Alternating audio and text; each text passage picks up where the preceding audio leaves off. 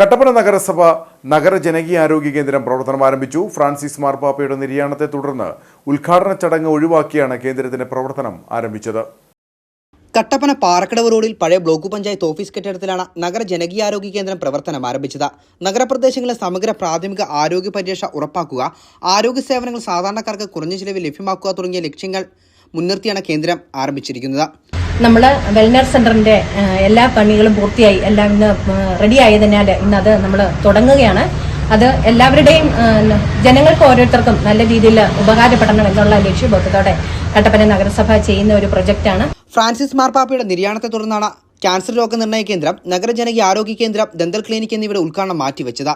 കേന്ദ്രത്തിൽ ഡോക്ടറും അനുബന്ധ സേവനങ്ങളും സാമഗ്രികളുമെല്ലാം സജ്ജമായതോടെയാണ് പ്രവർത്തനം ആരംഭിച്ചത്. മെയ് മാസം ആദ്യവാരത്തോടുകൂടി ഉദ്ഘാടനങ്ങൾ നടത്തുവാനാണ് നഗരസഭയുടെ തീരുമാനം.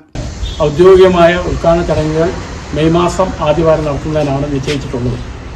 എങ്കിലും ഡോക്ടറും മറ്റ് അനുബന്ധ സേവനങ്ങളെല്ലാം സജ്ജമായിരിക്കുന്നതുകൊണ്ടാണ് നമ്മുടെ വെൽനസ് സെൻ്ററിൻ്റെ പ്രവർത്തനം മാത്രം നമ്മളിവിടെ ആരംഭിക്കുകയും നമുക്ക് 3 വെൽനസ് സെൻ്ററുകൾ ആരംഭിച്ചിട്ടുണ്ട്.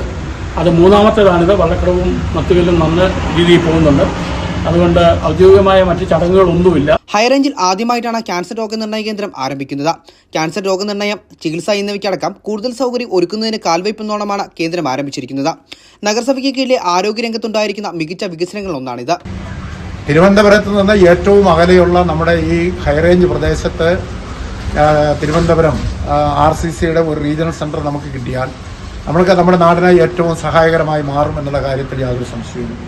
അപ്പോൾ അതിനു വേണ്ടിയുള്ള ഒരു കാൽവയ്പ് എന്നുള്ള നിലയിലാണ് നമ്മുടെ ഈ ക്യാൻസർ ഡിറ്റക്ഷൻ സെൻ്ററിനെ നമ്മൾ കാണുന്നത്. എന്തായാലും പുതിയതായിട്ട് വന്ന നമ്മുടെ സൂപ്രണ്ടും അതോടൊപ്പം തന്നെ പ്രശാന്ത് ഡോക്ടർ ഉൾപ്പെടെയുള്ള ആളുകളെല്ലാം വളരെ ഒരു താല്പര്യത്തോടു കൂടി നിന്നു എന്നുള്ളത് കൊണ്ട് DMO അദ്ദേഹത്തിൻ്റെ പ്രത്യേക താല്പര്യമെടുത്താണ് നമുക്ക് ഇവിടെ ക്യാൻസർ ഡിറ്റക്ഷൻ സെൻ്ററിനുള്ള അനുമതി നമുക്ക് നൽകിയത്. അപ്പോൾ അത് നമ്മളെ സംബന്ധിച്ചിടത്തോളം നമുക്ക് നേട്ടമായി. അതുകൊണ്ടാണ് നമുക്ക് അതിലേക്ക് പോകാൻ കഴിയുന്നത്.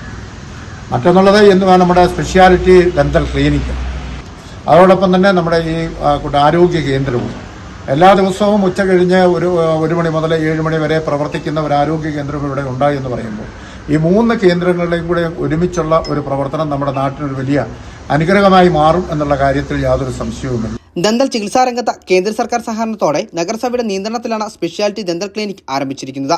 വിദഗ്ധ ഡോക്ടർമാരുടെ സേവനവും ചികിത്സയും ആധുനിക സജ്ജീകരണങ്ങളും ഇവിടെയുണ്ട്. പൊതുജനങ്ങൾക്ക് സൗജന്യമായിട്ടാണ് ചികിത്സ ലഭ്യമാകുന്നത്. 1 കോടി രൂപ ചിലവഴിച്ചാണ് 3 കേന്ദ്രങ്ങളും ആരംഭിച്ചിരിക്കുന്നത്.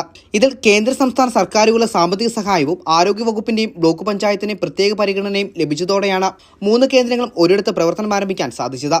ഉദ്ഘാടന യോഗത്തിൽ നഗരസഭാ chairperson Beena Tomy, vice chairman KJ Benny, taluk ആശുപത്രി superintendent doctor Umadevi MR, doctor VK Prasanth, doctor P Jishanth, Joy Vettikkuzhi, Siby Parappai, Leenamma Baby, Ibimol Rajan, Thankachan Puriyidam, Joy Anithottam, Shamaj K George, Jessy Benny, Julie Roy, sister Smitha Kumar എന്നിവർ സന്നിഹിതരായിരുന്നു.